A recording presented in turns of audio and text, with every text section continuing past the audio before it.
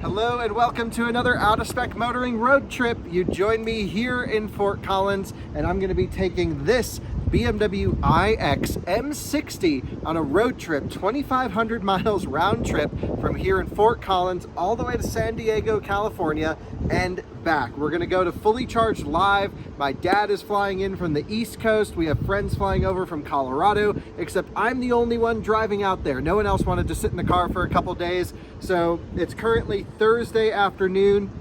It's like 2 p.m. I need to be there tomorrow night. So this is an 18-hour drive without charging.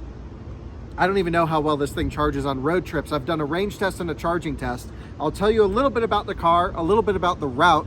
We'll try the internal route planning, and then we're gonna head out on the trip in the iX. I can't wait. This is just an uber comfortable luxury SUV, and it should be a great companion on this long road trip.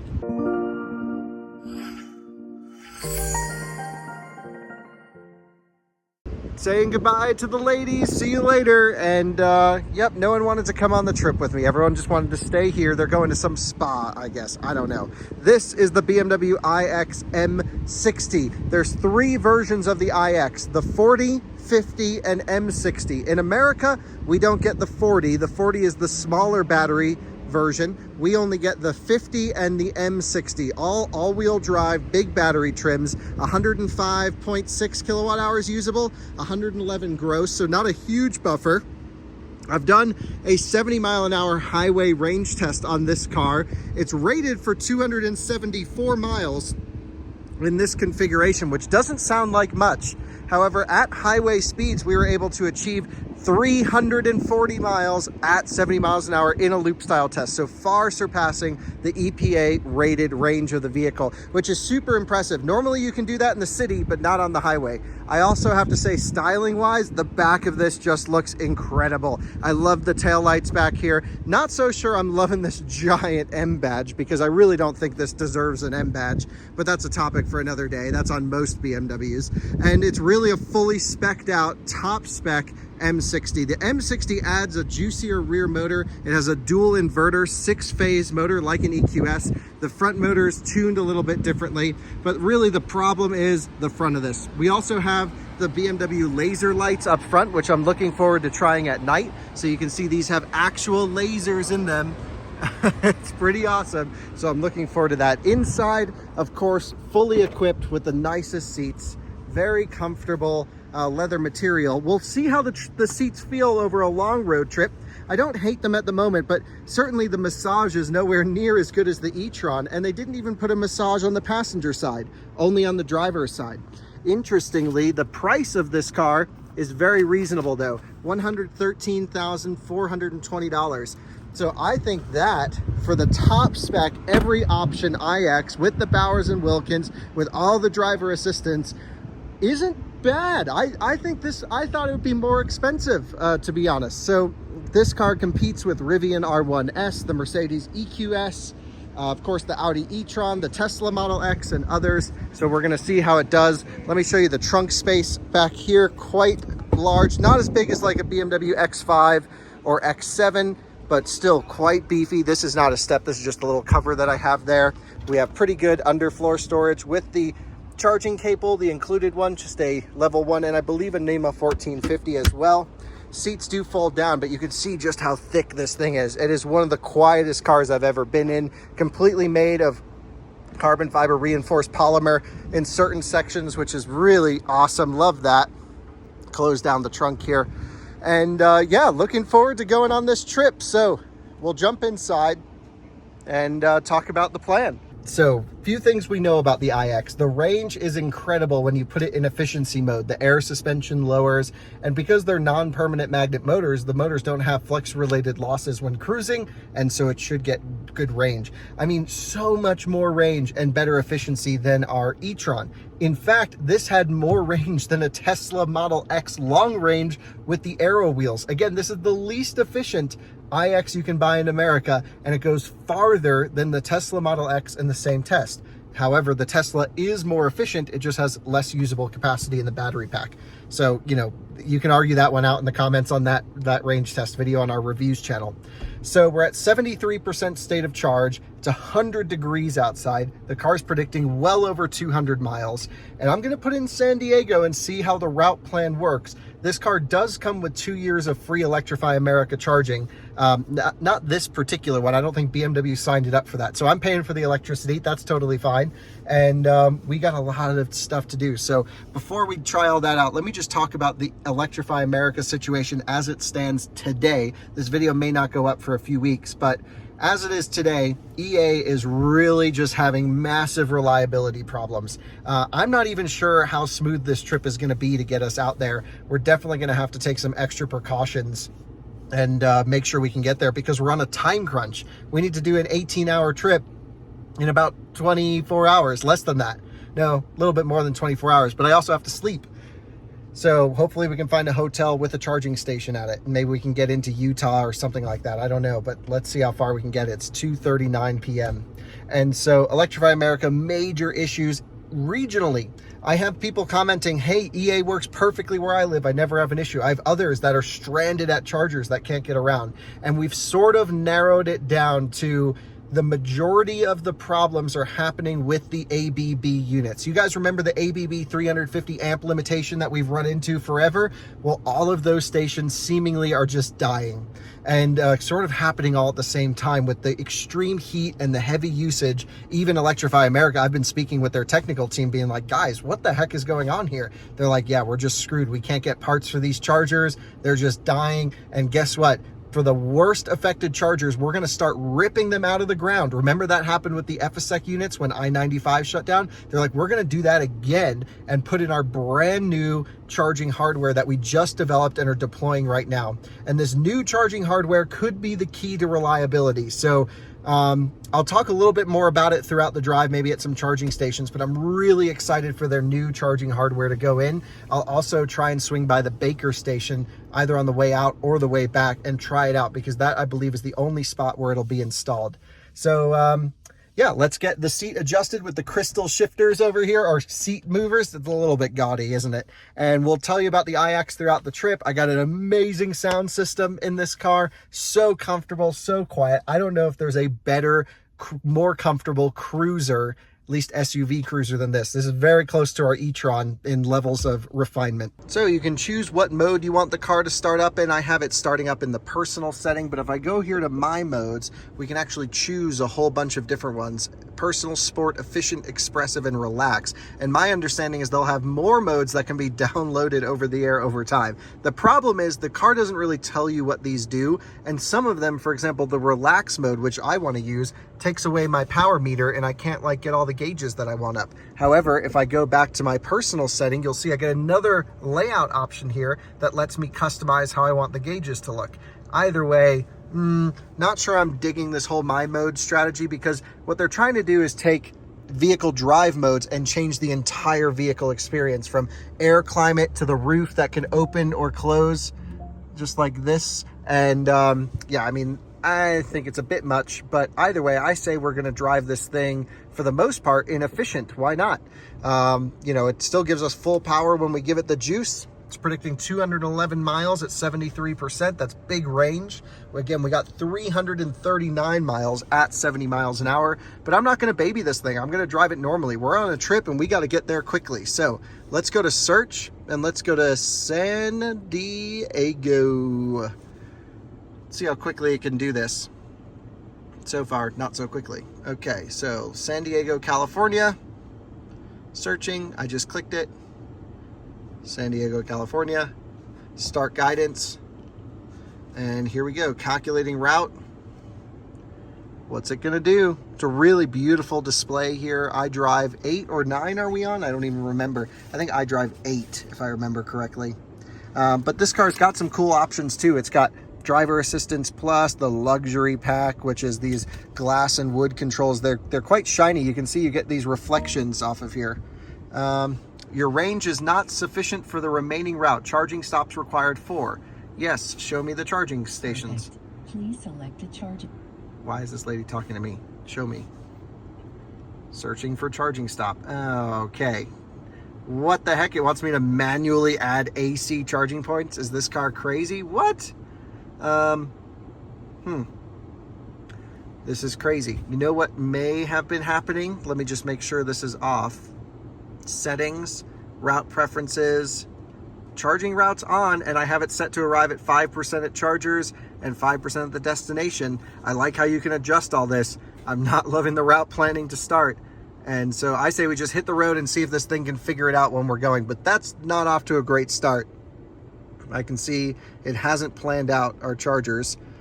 And I mean, pretty snappy screen. Maybe I went a little bit fast for it there, but how do I twist it now? I don't know. Doesn't matter. There we go. It's just no Tesla, is it? A Tesla would just say, here's where you're going to stop. Here's a nice list. Here's how long you'll wait there. And here's how many people are there. And this isn't doing it, even though I made sure that the setting was on. You go here, setting route, charging route. Alrighty. Okay. Oh, and there's one thing that I can do in this car, at least here in Denver, is carpool lanes used. Thanks.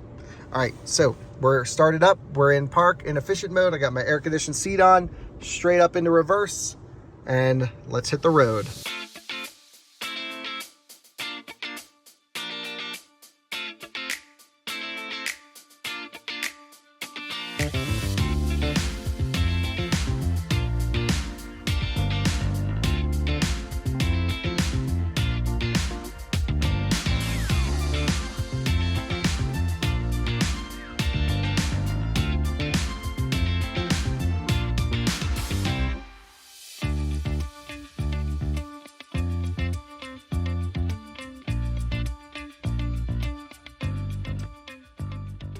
And we're in traffic right now, and you can see these green little lines and Assist Plus on the screen there. That shows that the car is doing hands-free eye tracking. So my hands are off the wheel. I'm keeping my eyes out on the road ahead. And yeah, it works under a speed of about 40 miles an hour. I forget the exact speed, but it just did it up to about 40. And you can see Assist Plus going there. Does a really nice job. You can see the eye tracking up top. There's actually sensors on the left and right as well. And I'm not going to block them for too long because I want to try this system out. But it should just let you go forever as long as you're looking at the road ahead. And what a nice feature that is. Really kind of fun. BMW has one of the best driver assistance systems out there. If you haven't watched our Hogback series, I highly recommend you do. It's a really good system. My only niggle with this is there's no distance control on the wheel. You kind of set what level of distance you want, whether it's near, medium, or far, deep in the system, and then it kind of chooses the distance for you. I don't know. Doesn't really work for me. I want to just be able to go full New York mode or full Montana mode. I just made a quick stop at the Loves. I don't know if any of you guys know this about me. Doesn't really matter too much, but I get really bad migraines very often and didn't have any Excedrin on me for this trip. It's usually one thing I always have to have on, or I just can't function if I get a pretty bad migraine. So just had to pop in, pick up some Excedrin. Gonna pop a few because I got a pretty bad headache, and I think it's due to this pretty bad weather. It's crazy wind picking up here. The car's predicting 219 miles of range at 66%. You see what the iX does is it factors in elevation. I don't know if it does wind, but it definitely does traffic and elevation, and it knows we're gonna burn the juice going up over the mountain pass, but then gain it on the way down. So it actually increased in total range, surprisingly, when I put in we were going over the Rockies, then decreasing. This thing is just a range monster. So let's just get back on the road, gonna pop some of these, and we'll have ourselves one hell of a luxurious cruise.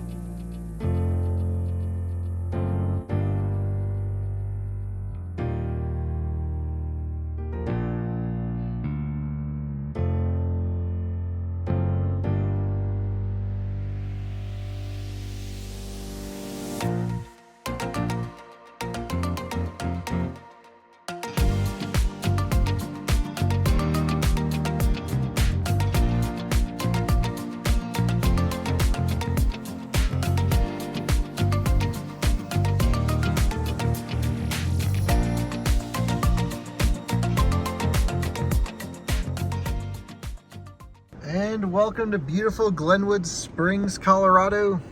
Let's take a look at some of our data. So I have a hotkey programmed. If I push up here, we can go to live trip data. Look at this, 217 miles. We left at 75% state of charge, even 73% state of charge. And it got 3 miles per kilowatt hour. This thing is just so efficient. Uh-oh, we're making some upgrades for a better tomorrow. What is going on here? Doing system updates at midnight. We're gonna be road tripping due there. Oh, okay, it just says plug in to get started. Great, so I'll show you how this works. Of course, pretty simple. We're just gonna open the charging flap. Let's see, this on the app said it should give us full power. Only 2 of 4 chargers are working. That ID4 is pretty cool, kitted out. And then the other 2, the app claims at least, are totally offline. This one also, if I can get the charging port in there, says complimentary session. So it might actually be free charging here. I've plugged in, it's connecting to the vehicle now. Let's take a look. It said number 1 was completely unavailable. So let's close this message. And there we go. It says it's open. So maybe the app isn't totally correct or updated. Cable cooling's on. This one's on the older style cable right here. So you can see it's the shorter cable. These are the longer ones. And they're also the ABB units. So I doubt we're going to get the full 195 kilowatt peak that the iX can take, but let's see if it can give it. The iX needs 500 amps to max out the charging. Here though, on these 350 amp limited chargers, we're not going to get nearly that much, but it says initiating charging. We're going to pop in the iX and see what kind of juice we can get, but always a good idea to check your EA app. By the way, this is how you fill it up with washer fluid. Kind of a fun little trick right there. Let's see if this one's actually online, because this one also said it was unavailable, number 3. Let's see what it says. Yeah, just 1 available. Okay, so not nearly as bad as it was when there was only 1 charger working here just a few weeks ago. And take a look at this, getting pretty good speeds, 180 kilowatts. So that's pretty sweet at 5% state of charge. Man, this thing just kept going and going. So this one may even be an unlimited ABB charger with that older cable right there. We might be getting the full 500 amps. How sick is that? And it's free. Man, I can't complain about that. So we're starting this trip off right. The EA app definitely painted a worse picture than when I got here. Yeah, it looks like almost every station's available and working. So that's great. Remember when it was just 1 station that was available here and it wasn't given much juice? Nice to see them fix that. Most of the EA issues have been with ABB units, I've noticed, and I've also spoken to Electrify America about that, and they're actually going to be ripping some of them out and replacing them with their brand new unit, which seems pretty sweet. So let's talk about the drive out here, the first leg of the trip. Just unbelievably comfortable. I ran efficiency mode most of the time, didn't go slow, kind of just hammered it, and my plan as usual for the first leg of any trip is to go to the farthest away station I could make it to. We pulled in here with 4%, but probably would have gotten here a little bit better. There's some great roads on the canyons coming through, so I threw it in sport mode, was shoving it around the corners, and it's the M60 after all. You got to test the handling. It's okay, but it's not deserving of the M badge in my opinion. It's a heavy beast. This thing weighs 500 pounds more than a Model X. But yeah, getting great speeds, 180, 185 kilowatts at the moment. We're going to let this thing juice up until it tapers and then probably hit Green River. The range on this car is just insane. Just goes and goes and goes. At 35% state of charge, it was predicting over 150 miles of range. It's crazy how far this car goes. I knew that from the range test, but wow, it's in practice about twice the range of our e-tron. It's very impressive. And this is the least efficient one. So man, props to BMW. Yeah, so here, first charge, complimentary session, getting good power, plugged in on the first try, don't even have to pay. This might be a great road trip. I don't want to jinx it, but this is starting out awesome. And you know how I said it was starting out awesome? Well, it seems to have already tapered to 137 kilowatts way early. And you can see this is charger. So when these dots are fully open, that means that the charger can give the car everything it's asking for. And for some reason, the charger told the car, hey, I have some kind of limitation, and we'll be ramping up and down on power. I'm not sure if it's grid related or charger related or what have you, but certainly not getting the maximum speed. However, at the end of the day, this still is not bad speeds, but I'm definitely going to keep an eye on it. You can see the charger sending mixed signals to the car going up and down. So definitely some weird wonky software stuff going on here, or thermal limits or something. We're not very much into this charging session, but dang, not great. If I come over here, this is our first trip. Let me get rid of this little menu. Dang, this system is a little bit clunky dunky. Yeah, so we actually regened 21.3 kilowatt hours. That's how much went into the battery pack from regen just on that one leg. Now, what's cool is the trip data has a couple different things. Like Tesla, you can see since the last charge, which it's going to reset now because we're charging. And that's what we'll use throughout the trip. And then I've reset the individual to tell us everything about the car. Now, this car is still really fresh. It has only 1,200 miles on it. I got it with about 300 miles. So really all I've done is a charging test and a range test, and now heading out on this road trip. So we'll be piling the miles on this iX M60. I'm gonna get some laptop stuff out the back here. A huge back seat, climate control in the rear. I might actually turn off the rear climate control. No need to burn the juice. But very impressed with this car, very impressed. And we're back up to 160 kilowatts. I don't know, we'll just now we're down to 150. What the heck? I shouldn't have said anything. Okay, I'm just gonna let this thing charge up. I know we're not gonna get a perfect session. These ABB units are just sort of feeling like they're on their last leg, and talking with some of the guys at Electrify America, they confirm as well. Now we're down to 140. This thing pretty much stays maxed out to 50% state of charge at 195 kilowatts or so. So we know it's definitely charger limited. The car has preconditioning. I preconditioned to the charger on the drive over. The temperatures are fine in the car. That's not the issue at all. So yeah, we'll just let it juice up, hang out here for a bit. And yeah, we'll say thanks to EA for the free charge to start off the trip. One pretty interesting thing about the iX, if I go in here to driving settings, charging, and then over here, you can see there's a fan loudness setting where you can pretty much say restrict the fan noise and it might lower charging speeds. I've kept it on unrestricted, which is the shortest charging time. We have our charging target to 100%. BMW recommends 80% daily. And yeah, I'd say no major issues there. We're charging immediately. So this is pretty interesting. I've been watching the charger send mixed signals to the car, basically saying, I can give you everything possible, and then putting these little dots in here saying, don't give it. It's really interesting when you plug this into like a ChargePoint CPE 250 that can only do 200 amps. These gray bars go all the way over to here. So I really love that BMW is like, hey, for some reason, and it's not us in this case, it's not the car, it's the charger, this is all the charger can give you. Now, what I don't know is if the car's overheating, will these dots pull up? I'm not totally sure, but I do know once it starts derating off of full, these bars still don't come in. So I'm pretty sure this is representing the full charger capability and then what the car is giving it. Now, I don't know why there's this little gray space right here, but overall, I think BMW is trying to be super communicative. Look at this, 415 miles predicted on a full charge. This thing's EPA rated for 274. I don't know who did the test, but it's like they stopped halfway through. Oh, look at this. Classic Range Rover. That's awesome. It's like Judy. I own one of those. Love it. One of my favorite cars is my classic Range Rover. It's broken, of course. It's always broken. If it's not broken, you've obviously missed a problem somewhere. But yeah, juicing up, enjoying the views. It's beautiful here in Glenwood. I just ran in to use the restroom at Target. Looks like we're charged up pretty good. We should be at about 50% state of charge. Looks like we've been here 22 minutes. We've used or added 53 kilowatt hours, I should say delivered to the car, not added to the battery. Just sitting at 140 kilowatts right now. I think we should see how much range we need to get over to Green River. 140 kilowatts is all this charger's pretty much been able to give consistently. So no real reason to leave early. However, the big question is, can we get more in Green River? Seeing as those are also ABB 350 kilowatt chargers, but I think suffering from the same not max power output as these. My guess is we'll go until we taper off of 140 kilowatts and then head to Green River. So let's see how many miles it is. I don't actually remember offhand. All right, well, let's take a look. I'm going to click nav. We're going to go search. We're going to go to Green River Electrify.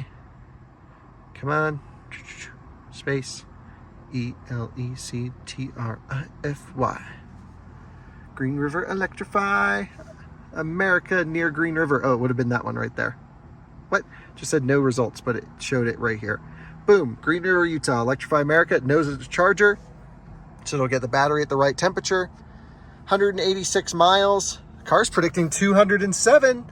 But keep in mind the speeds really increase here as we get out. It says a 4% arrival right now. So I think that's pretty good. We're down to 134 kilowatts. I say we'll charge it to 60%. We'll give ourselves another 5%. It's dropping pretty quick here. You know what? 127 kilowatts, 186 miles to get there. Let's go. I mean, it's predicting some big range at the moment, but yeah, I'll charge it to 60% just because there's an 80 mile an hour speed limit out there and we can cruise at 85, 90. And so, yeah, we'll give ourselves a little bit of a buffer heading into Green River just because never know what the wind's going to do out there in Utah and big speeds.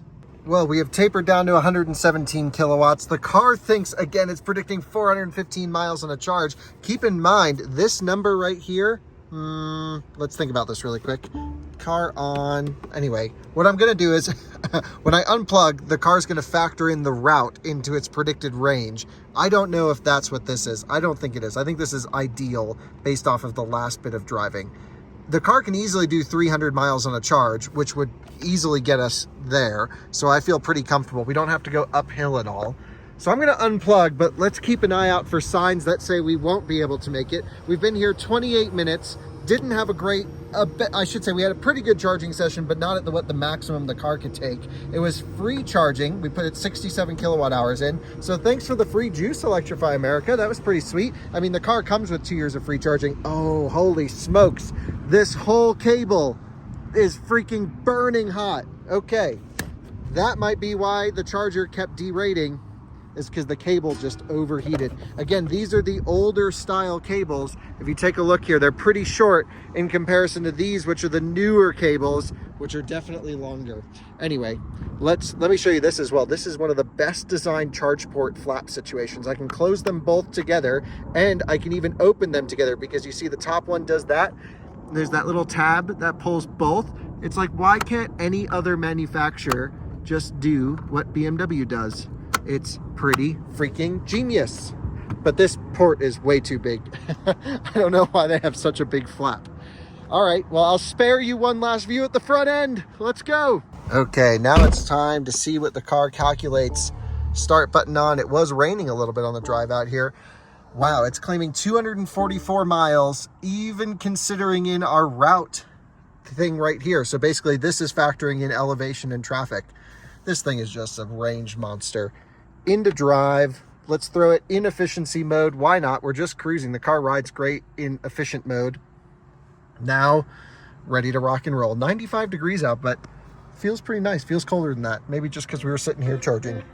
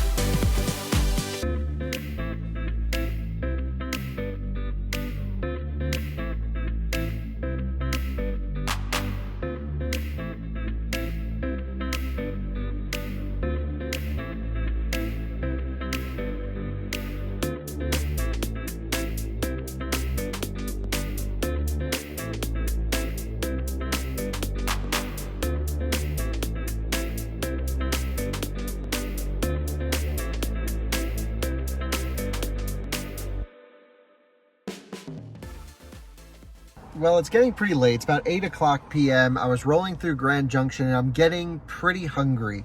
I've also checked the wind map, which, okay, newsflash, you should do that before you leave the charger and head to the next. It was such a beautiful day driving out here. Holy smokes, we have like 50 plus mile an hour headwinds heading into Green River. Now we have about a 30-mile buffer from projected range to arrival, but if it rains and we have a 50-mile-an-hour headwind, there's no way we're gonna make it. So I figured, hey, let me stop over here at the Phillips 66. There's a brand new ChargePoint CPE 250 charger that are pretty reliable, and well, it's making some weird flashing and stuff, so I parked away from the charger. Let's go check it out and see what's going on and see if we can get it to work. So it's nice here in Grand Junction, not windy at all, super perfect weather. It's like in the high 80s right now, and I've never seen one of these CPE 250s say ChargePoint, start blinking, and then have these over here blinking as well. Very weird. I'm gonna see if I tap my card if it activates, but I think this one might just be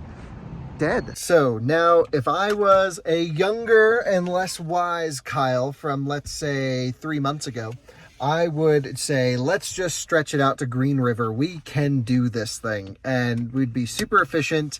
And, you know, even with the 50-mile-an-hour winds, I'd find a semi to get behind. Here are the things. There may not be any semis out on the road because of the wind being so crazy. We're talking huge head and side winds. And that's if the Windy app is correct. I mean, I just can't believe it. It's perfect out here, but it's saying it's like a freaking tornado heading into Green River. So since I need to eat anyway, I'm going to run over to the Electrify America station, which is only a couple miles down the road, juice up for a little bit. We're not in a huge rush. I bet we could still make it to Green River, but there's literally no towns out there, no backup plans, no 110 outlets. This is not a stretch to play around with. And, you know, if we were cannonballing, or like if I had to stretch to get there, I can get the car there. I could just drive efficiently. But there's no need. I'm hungry. Let's go juice this thing up, have a nice buffer, and a relaxing trip out to Green River. Well, I just popped over to the Grand Junction charging station, and things are not well over here. We are seeing the effects of the ABB problems. This charger's completely offline. The one on the end is offline. This is my new friend Rob, a viewer who's here charging up his ID4. He ordered it, and I think you watched some of our videos, right, Rob? Yeah, thumbs up. That's awesome. And this charger was bricked, but it actually just reset itself. So I'm going to try plugging into this. I think it's another complimentary session. And again, we just need a 10 or 15% top up, because even the BMW was saying, hey, I don't think I can make it over to Green River. So it says members only complimentary session. I don't know. Let's try plugging in. You know, your video from like going from Chicago to Las Vegas, and Yeah. like, you know, just living over here, it's like, okay, I want to see where he goes from Denver to, Yeah, now you it's know, pretty easy, although some of these chargers are just pretty oh, garbage. this, yeah, first time I got this, it's like this one's down again. Number Yeah. 4 has been the most consistent, but I know But they now had this that's down. upgrade like 2 days ago, and it's kind of a nightmare. Well, let's try plugging in here. We have a complimentary session, so it should just be plug and charge. The iX is actually not plug and charge capable. It doesn't have ISO 15118. But there we go. And I'll let you know what happens, but hopefully it'll recognize and start juicing up. Well, if you take a look over here, I've tried both handles now. The charger and the car are both not recognizing each other. So what we're gonna do is wait for this spot to open up. Not in a huge rush. We're just cruising along. Once it's available and we're good to go, then we'll plug in the iX, and just, again, we only need a 10 or 15% top up just because of those huge winds going into Green River. Well, a huge thanks to my new friend Rob and his new all-wheel drive ID4. He was just finishing up golfing and decided to come over and charge up. But since he has home charging, he was just getting a little bit of free juice. He said, hey, Kyle, you're on a trip. Why don't I unplug? I said, hey, Rob, don't worry about it. I am not in a huge rush. And nope, he was kind enough to leave so I could plug in the iX. Looks like number 3 is totally hosed. And we know he was just charging on number 2, but I've plugged in and it's not recognizing anything. So maybe I'll try the other handle and see if I can get it to work. So here we go, plugged into the charger now. Got it to communicate on this handle. I think I just plugged it a little bit too quick after Rob unplugged. So just trying again. This one just said charging error. I don't know what's going on with number 3 over there. And this one is still not starting the charge. It's been a little while now. So my guess is this will error out. I'll probably move the car and try charging on this handle over here. But yep, now it just says unavailable and now ready. Oh boy, this station's on its last leg. You know, these ABB units are just failing us, folks. And it's part shortages, it's the hot summer, it's the heavy use. man, this is pretty brutal. Let's see if I can get this to work. Can't wait for EA's new charger handle design to come in. Oh yeah, this will reach. Come on, let's go in the port. In you go. Nice. And now we'll let it connect, and this one's a little bit warm from charging on the ID4, so I know this one should work at least. Fingers crossed. Initiating charging, clicks, cable cooling. We are good. I was like, our only alternative in this situation would have been to grab a hotel or drive it 50 miles an hour or less out to Green River with these headwinds, and that would be risking it because I've been checking the Windy app and the wind is picking up quickly. So I guess we're going to see how efficient this big IX is when you get smashed in the face with huge headwinds. And let's just make sure we're charging. There we are, 140 kilowatts or so, 150, 160, 170, 180. Come on, baby. Full speed. Love it. Now let's see if it tapers down to that 140 number like we saw earlier on that previous ABB charger that we charged at. But what a cool guy. Rob said he bought his ID4 from our videos. Just great to meet all of you guys out at Chargers, and glad that we're able to help make buying decisions. Although I gotta say, it's increasingly difficult to recommend electric cars when you get to stations and they start looking like this. Yeah, pretty rough. I think we're sort of in the roughest patch of EV driving right now with these units totally failing on us in our region. Just, it's hard to drive an electric car at the moment. And we are now just 2 minutes into our charging session and only doing 95 kilowatts. So we had a ChargePoint CPE 250 down. We have 3 of 4 ABB chargers completely offline, and one that can only give max power for 2 minutes before it derates to 95 kilowatts. Those are all of the fast chargers in the entire city of Grand Junction, Colorado. And the next closest fast chargers would either be Rifle, which is only 67 kilowatts, because I don't think they're even configured properly to load share power against CPE 250s, or Green River, which again has massive headwinds. It's a good thing there aren't a million EVs on the roads yet, because this infrastructure can't support more than me and my iX, and that's it, because there's just one available charger and I'm using it, and it's very slow. 95 kilowatts for something this big isn't going to cut it. Whoa, I'm seeing triple digits over here now. Take a look, up to 135. All right, maybe I'll keep complaining more. The speeds go faster the more I complain. Oh man, the new hardware can't come soon enough. Let's hope it's stout. I was on the phone with some of the EA guys yesterday, and they're like, look, we know we're having some major issues at the moment, but we commissioned our own chargers. We built them to last. We built them to pump the juice, and let's just hope they can install these in as many places as possible, because this is not the experience that I can recommend to you guys. What the heck? Now we're pumping up 158 kilowatts. Why? Now down to 148. Oh man, I'm gonna now to 137. Stop it. Go back up. Go back up. Oh, but I'll take 137. That's not the end of the world. Really isn't. I think we have more than enough juice to get to Green River now. That was 10% in 4 minutes. That's not bad. I think I'm going to charge it up to 50%, and that should be more than enough, even in the worst of conditions, to get over there. I would say I'd love to grab dinner, but I've eaten in that Golden Corral before, and it was not a great experience. And there's just nothing else. So maybe I'll stop at a Love's, find a little fuel station along the way, and just grab some snacks to hit the road. Man, I love road tripping electric, but this is just, you know, one charging station can ruin the whole trip. Down to 107 now. What the heck? All right, well, I stayed a little bit longer because I had to make some short form content just to share the severity of this situation. Again, one charging plug out of an entire station working on a major highway corridor, not acceptable. On the same time, I know I'm saying this is a lot of ABB's fault. It also has Electrify America's name on it. They're responsible ultimately for providing the juice. And guess what? There's no mobile charging station here powered by diesel or whatever they have. There's no signage here saying all of these are down. down, you just pull up broken chargers. There's a lot more Electrify America could do to provide better charging experiences. For example, even Tesla, when a supercharger is full on busy holidays, they roll up that semi truck with a battery pack on the back with superchargers, because their goal is the best customer experience, not necessarily focusing on the cheapest cost.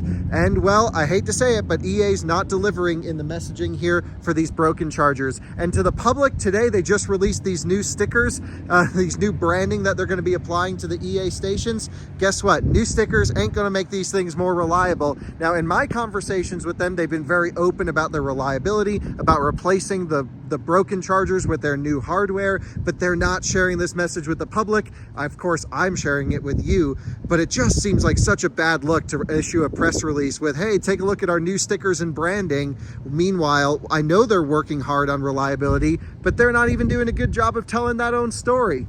Oh well, let's unplug and go. Now we've just been waffling around on the pricing here. So yeah, free charging though. It says 17 bucks, but it's not charging me anything. So let's hit stop. Let's open up this charging station for the next electric car. Here we go. Blinking red. Unlock. There we go. And let's head on down to Green River, Utah in the BMW iX. Perhaps that's where I'll spend the night. There's a nice Holiday Inn Express there that I like to stay at on road trips. Those guys need to put in a level 2 charger, but alrighty. Let's jump back in the iX. Man, do I love road tripping this car though. This thing is so comfortable, so stout. You got to separate car from charging infrastructure, because this thing is stellar. I haven't even mentioned the rear steering yet, but it's so much fun at low speed to have rear steering.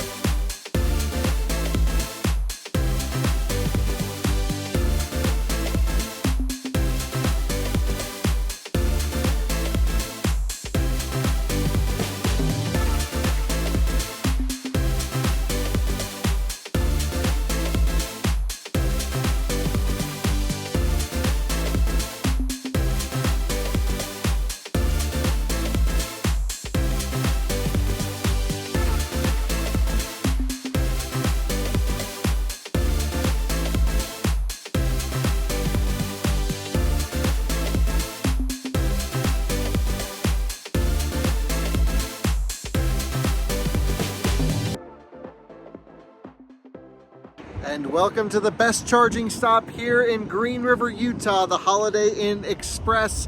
And I got the car down to about 20% state of charge. So it's a good thing we added those 15 to 18% back in Grand Junction, but I think we would have made it. The wind definitely isn't as bad now. So it must have just been a huge spike, and it's still pretty windy, but I think doable. It's really warm outside. So car was still pretty efficient, 2.4 miles per kilowatt hour with that headwind. Good thing we stopped though, just err on the side of caution. We're in no rush. The plan now is I'm going to let the iX sit at 20% state of charge overnight, which is good for it. Let it sort of figure out the bottom of the pack. And then I have to do the Inside EVs podcast in the morning. We're going to run over to the Electrify America charging station. I'll do the podcast there while I charge this thing up to 100% during the podcast. And then we're going to range mode this thing all the way out and put some miles on tomorrow. So it's about 11 hours of driving without charging. And I think we can get pretty close to San Diego. No rush. Again, the conference, I don't need to be at Fully Charged Live until Saturday at 10 a.m.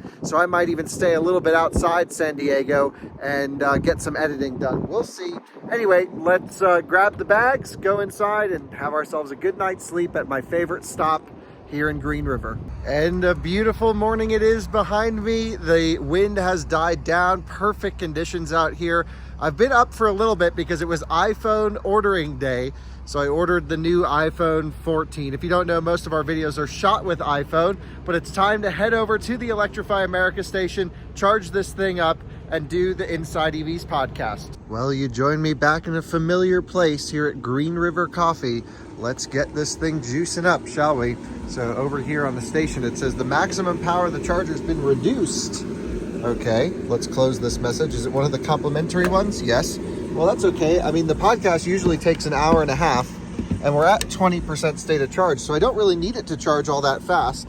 And it looks like all the other stations are online and working well, so if it starts to get full, I can always move the car. But at least for now, I think I'm just going to plug in, load up the laptop, make sure it gets connected, and because I didn't pay for it, there's no idle fees if it completes. And again, of course, I'll move if someone comes, but yeah, this early in the morning, 7 o'clock a.m., I don't think we'll see too much traffic here in Green River. Just gonna let this thing juice up for as high as it wants to get, and then we'll hit the road after the podcast. And they weren't joking about the power being reduced. It's only 32 kilowatts. You can see these gray bars again indicating that's what the charger says it can do. All right, well, I'm gonna move over to this one over here, so I'll just back into that side, and then we'll do the same plan. Hello, and welcome to the Inside EVs podcast for September the 9th, 2022. And what a whirlwind of a charging station that was. We are charged up now to 100% state of charge during the podcast. I charged up, we had some viewers roll up, and we had to play a little bit of Jenga to get everyone charging. The thing is, only one of these 4 chargers can output full power, and we were talking about it on the podcast, and now a representative from their maintenance team is actually here to look at it, which is pretty sweet. However, the charger here closest to me on this side will only give about 40 kilowatts. The one behind it is 30 kilowatts. The one over here is 30 kilowatts, and then one back there will do 350 amps, which is about 150, 160 kilowatts on the iX, but not maxing it out near what it should be able to do. There was an ID4 that rolled up, really great viewers who were charging at 30 kilowatts, 30, and I'm like, hey, I'm doing a podcast. I unplugged, moved the car. It still got to full power because I was just hanging out, and or to full state of charge. But wow, what a disaster it is over here. All 4 stations show as available. So the maintenance guy came to look at the screen. They all showed as available. He said, oh no, we're good. I'm like, dude, no, like you got to plug in and like see if they work. And now he's opening cabinets and stuff after I told him that everything's operating at very reduced power. Just seems like a lack of communication going on here. Not totally sure, but a little bit frustrating. Anyway, we have a full charge, so let's stretch it as far as we can on this leg. It's about 8:30, 9 o'clock in the morning. We got to get over to San Diego, so let's use the big range of the iX. We have a weird elevation profile on the first stretch. No wind at the moment. Sun's coming up, warming up, which is great. But we got to go up a whole bunch and then down a whole bunch. So we'll use that trip planner in the car. It calculates elevation when you put in your destination, and we'll just rock and roll. So let's cover some miles.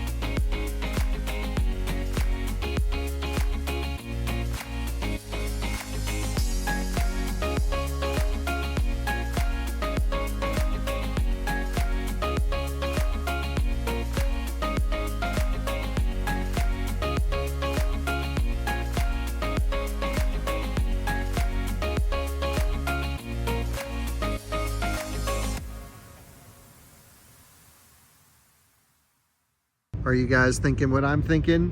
Panda Express, are you kidding me? That's how you know we're at a good location. There's also a Starbucks around here somewhere as well, because I've been to it traveling through. So we got to find the Starbucks. We'll hit the Panda. Oh yeah, there's Starbucks right behind Panda Express. That's a beautiful sight right there. Mountains, Panda Express, and Starbucks. I don't think you can get a more beautiful frame than that. All right, let's go make some stuff happen. All right, package one secured. Off to Starbucks. Try not to get run over here. Quite a busy intersection here. You don't realize how many people are driving around. Well, I'm back at the IX now. I went literally as fast as I could. Let's take a look at how charged up we are.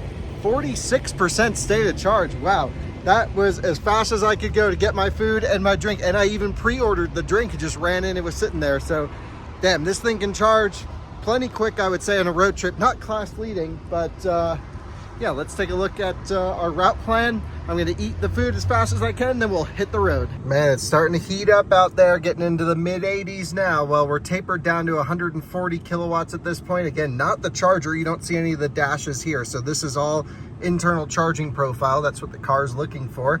And I'd say that's about accurate. I can't remember exactly when it tapered when I did the charging test, but it was between 40 and 50%, and that's what we're seeing here.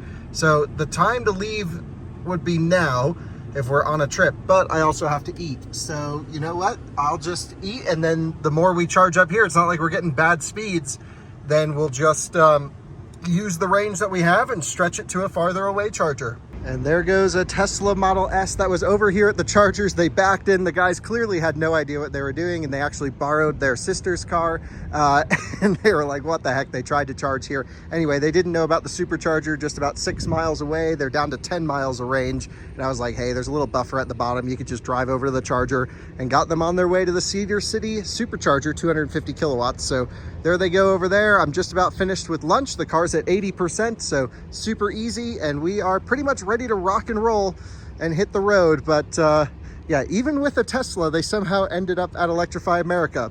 They didn't even know how to use the screen or to search for chargers. Very early days, first EV experience for them, and they were freaking out about range. I'm like, guys, just go right down the street, plug the thing in. So good thing I was here. Otherwise, they were like, we're just gonna call a tow truck. I'm like, what?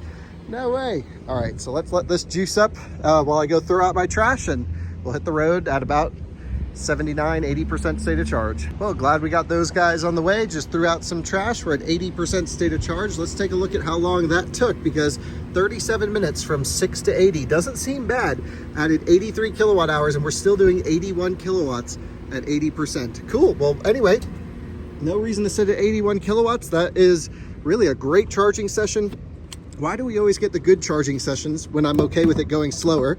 For example, for lunch or talking to people.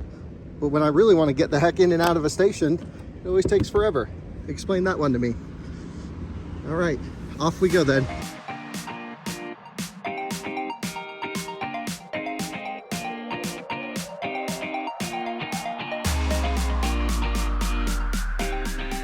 There's the Cedar City supercharger, and yep, the guys made it in the Model S over there. Glad they made it. They're all plugged in. I would have turned around if I saw they didn't make it, but yep, they're plugged in.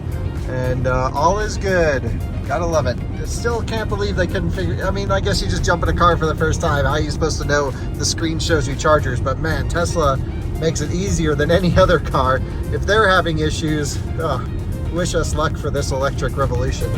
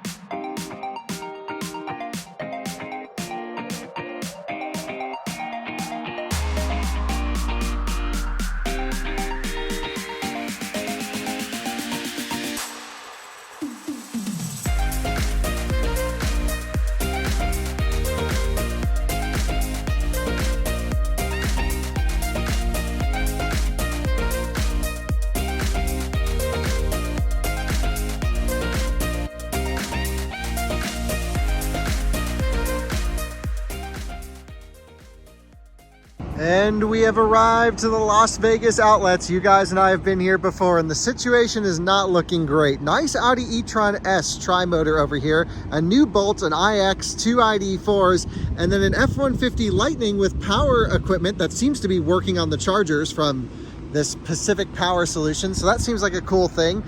We're gonna let the Audi charge up, and then we're next in line. We actually could make it to Baker. We had about a 0 to 1 mile buffer there. So yeah, we just need about 10% to make it to Baker. We would have made it actually, but then huge headwinds started picking up, and so I was like, all right, we'll just duck in and stop. And well, this is not the best situation to arrive to. This is the problem with Las Vegas. Lots of EV owners. I think we need a couple more EA chargers between here and Baker just to fill in the gaps. You know, Tesla has 40 plus stall superchargers, etc. Wow, that iX in brown certainly is not looking nearly as good as ours. Here comes another ID4 rolling up, even though we're queuing. How he's gonna know he's third in line, I don't know. But wish us all luck here. Let's hope we can get to a solution. You can see tapes are around the transformer. The F-150's got the cables out. I'm gonna go talk to those guys, see what's going on. But yep, we'll just figure this situation out as we go. So just sitting here to charge, spoke to the guy in the F-150, really rude guy, just like an absolute, he hates the F-150 Lightning. He's like, it's an F-150. I'm like, that's kind of the point, whatever. Just not a nice guy at all. Pacific Power Solutions, that's the thing. We don't recommend you working on the chargers then. Hey, don't be rude to people trying to charge. So, but he is fixing it. He said all the sensors were ruined in that one, so he's replacing some sensors to get it back up. Looks like there's 1, 2, 3, 4 stalls people seem to be charging on. The Audi is going to go, and then we'll have our turn. So we'll just hang out here and wait. I'm in no rush to get to San Diego. If I was, I probably would leave and stretch it to Baker and drive, 50, 60 miles an hour. There's a 50 kilowatt charger I could use on the way. If this takes a long time, maybe that's what I'll do anyway. We'll see. Well, I've been sitting here waiting for a charger to open up for about 5 minutes, and I think someone's actually leaving. So maybe we'll just wait for one more car to open up. If there's an issue for whatever reason, there's another EA charger just 5.5 miles down the road. They're the Signet 150 kilowatt ones. So yep, we're gonna let the e-tron S pull in there. Looking pretty cool on those wheels. Got ID4s all around. Dang, everyone's just trying to charge here. Well, I think the better move may have actually been to leave and go to another station. I see someone walking back now. Let's hope they leave. I don't know. Two options. I could have gone to the Electrify America cross, 5 miles away, or there's a 50 kilowatt charger on the middle between here and Baker. The problem is I've never used that brand of charger. It's one of the old 50 kilowatt EVgo ones, and sometimes they're buggy. I just couldn't get a Volvo XC40 to charge. The problem is if that charger dies and we have major winds, I just wouldn't be able to make it to Baker. So I probably should have left, but it looks like the other iX is unplugging at the moment. So I think we're good. Maybe a 15-minute delay, nothing major. And it's just the modern age of road tripping EVs. Just unfortunately, sometimes it just sucks. So it's been about a 20-minute delay or so, not the end of the world. Let's get this thing juicing up. Boom, boom. And again, another complimentary session. I think the whole network is free at the moment.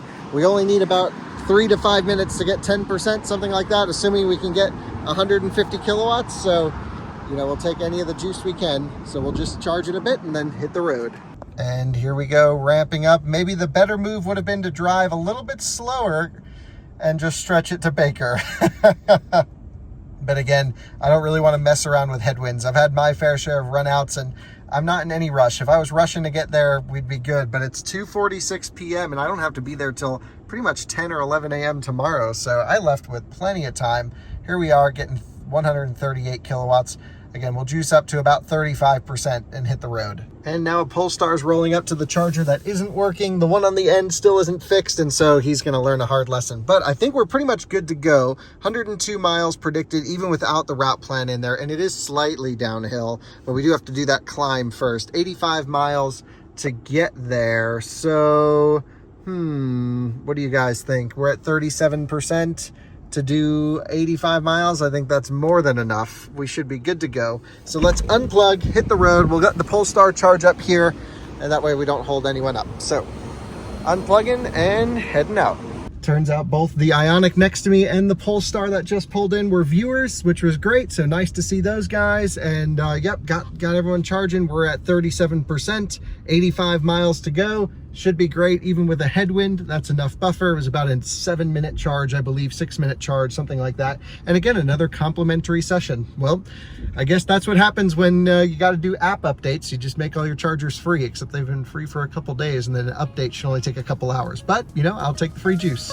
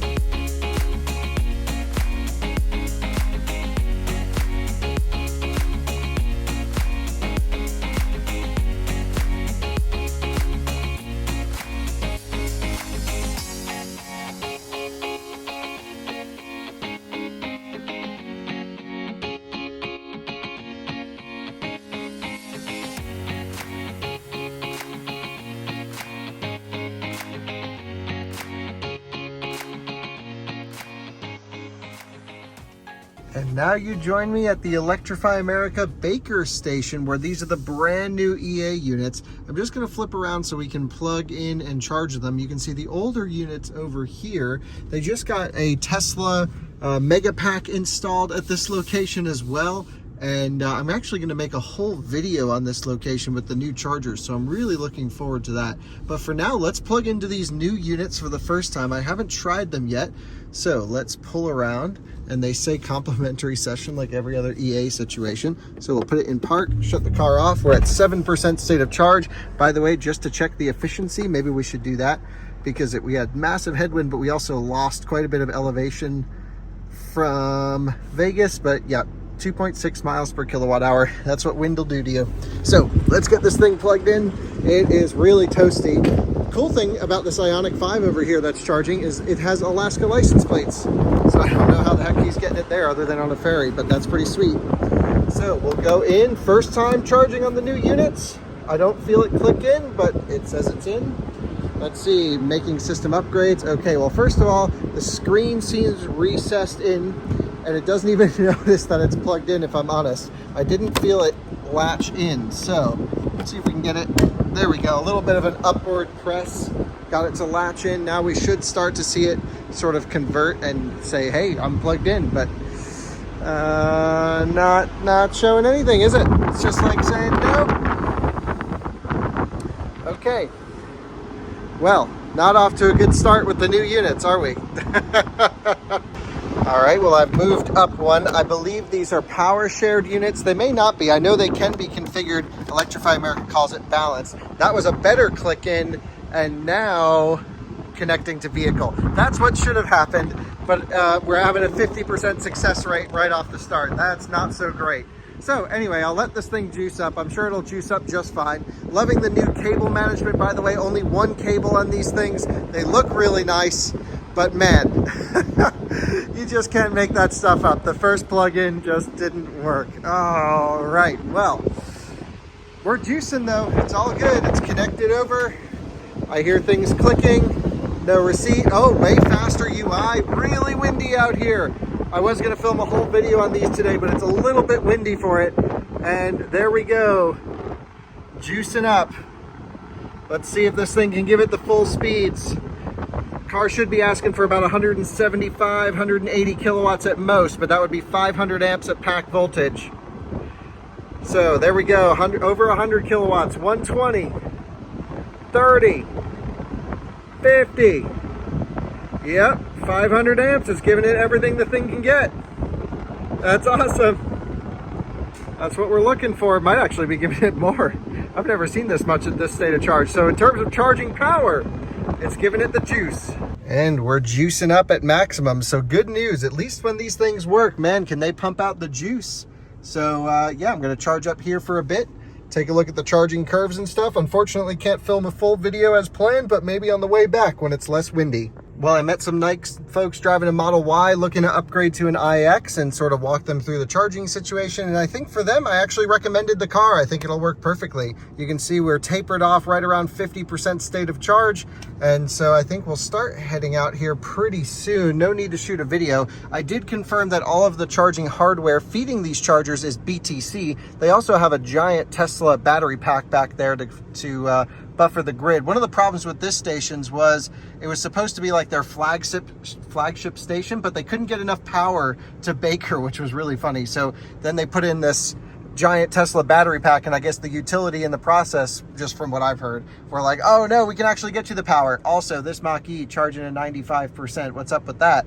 Another Mach-E pulling in, and we're at 50% state of charge in 18 minutes. And yep, still juicing up. So I have a good plan now. We're charged up to about 65% state of charge. Interesting. The BMW is showing these little dots. Remember when the chargers derate a little bit? It shows that that's what the maximum the charger can do. Weird. But the charger, I mean, it's giving us all the power the car is asking for. So who knows, maybe it's a weird communication thing, but we need to stress test these chargers. We really need to stress test these things. Okay, so here's the dealio. Booked a hotel just basically in San Diego. My dad's flying in the morning. Drew's flying in the morning. It's like 15 minutes to the airport. You would not believe how expensive hotels in San Diego are. I'm talking $600 a night for something that looks like you're not gonna get bed bugs. And so I picked something just outside of San Diego, and I'm saving a couple $100. So it's still like $380, $400 for like a basic hotel room. But the life of traveling places, sometimes you just don't know when hotels will be cheap or expensive, but that's okay. I figured we got a lot of complimentary charging from EA. All good. Anyway, staying downtown tomorrow night after the fully charged live situation, and then I'm gonna have a part 2 to this, which is me going back, and I'm also gonna stop here with my proper mics because I forgot them, so I gotta run to the store and buy some more, and yeah, film a full video on these chargers after I get some more information from the guys at Electrify America, which I know will be there at Fully Charged Live. So that's sort of the plan, is gonna unplug here, charge it up. We're at 67%. We should have enough juice to get down to San Diego, and there's plenty of chargers down that way. So let's unplug and get down there. We'll be down there at 7-8 p.m., something like that. I'll get a whole bunch of work done, get a full night's sleep, and then it's time to see maybe even some of you guys at Fully Charged Live. So I've just put in where I'm going to be staying. It says we can get there at 7% state of charge, so I say let's head down. Looks like we have a lot of traffic to go through, and then I got all the time in the world to find some chargers around there. Shouldn't be an issue at all. So let's yeah, we're under 100 kilowatts. Let's unplug at about 75% and go. Wow, so windy out here. There's about 30 minutes to add 82 kilowatt hours. Not bad at all. We're heading out.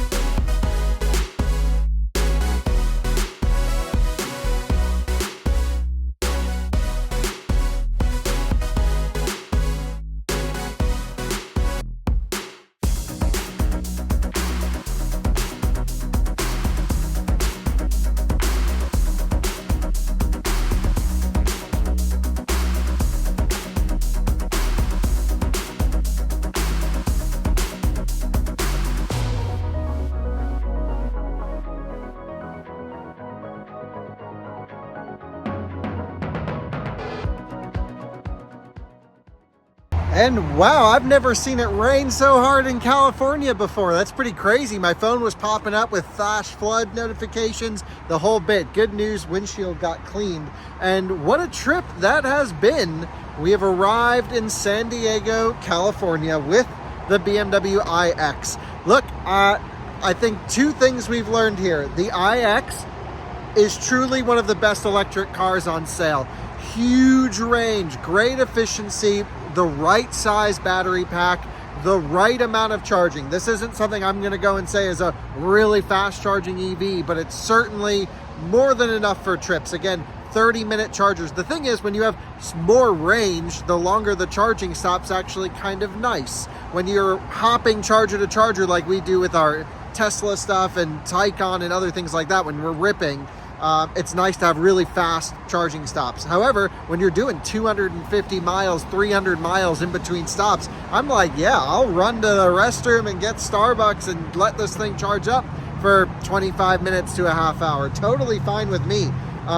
The sound system is amazing. Now, here's the most amazing part about this, is most of the time when I listen to music in a car, and I listen really loud, my ears bleed, the car starts to rattle because the bass shakes up the whole car. Like all Volvo stuff, for example, I love the Bowers & Wilkins in like an XC90.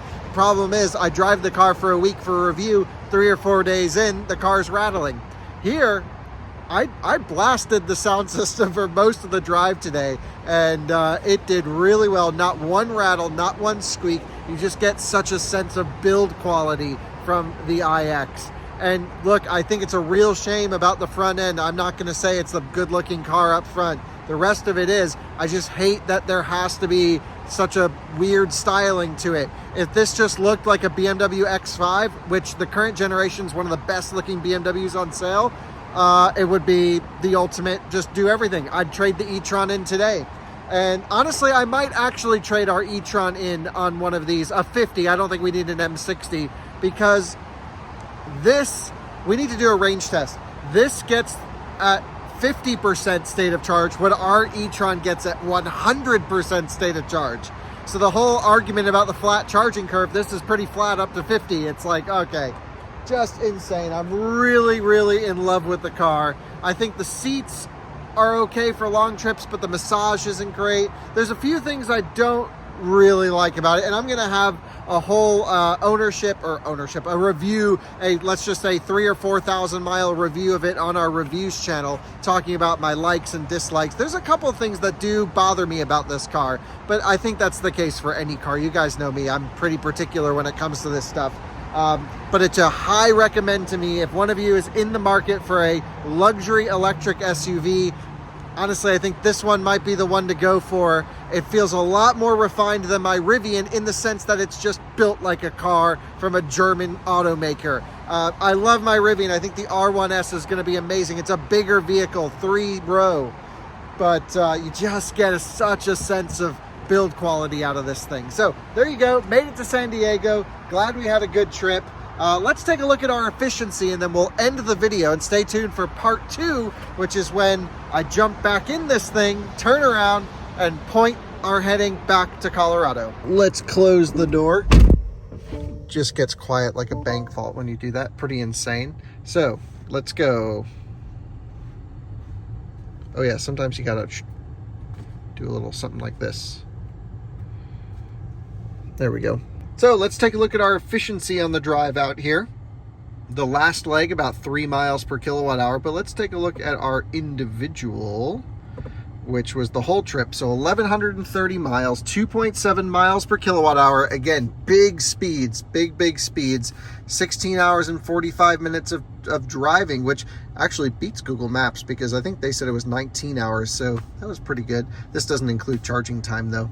And there you go, there's the stats. I'm pretty impressed overall with this thing. The range is pretty amazing. I'm at 6% state of charge, 23 miles remaining. There's an EA station just over there. So after I check into the hotel, I'm gonna check to see if they have a level 2 charger and full charge it. If not, I'll charge it up to 80 or 90% at the Electrify America station, because I gotta run all the way down to the San Diego airport, then over to the convention center. And I might even put this thing on display at Fully Charged Live, we'll see. But from now, leaving you from San Diego, Thanks for joining me on the road trip. Infrastructure needs a lot of work. Oh yeah, I said 2 things we learned from this. 1, the iX is amazing. 2, infrastructure needs a lot of work. We're on the brink of these new units being installed. Let's just hope they work a little bit better than our first experience. Thanks for watching. Bye-bye.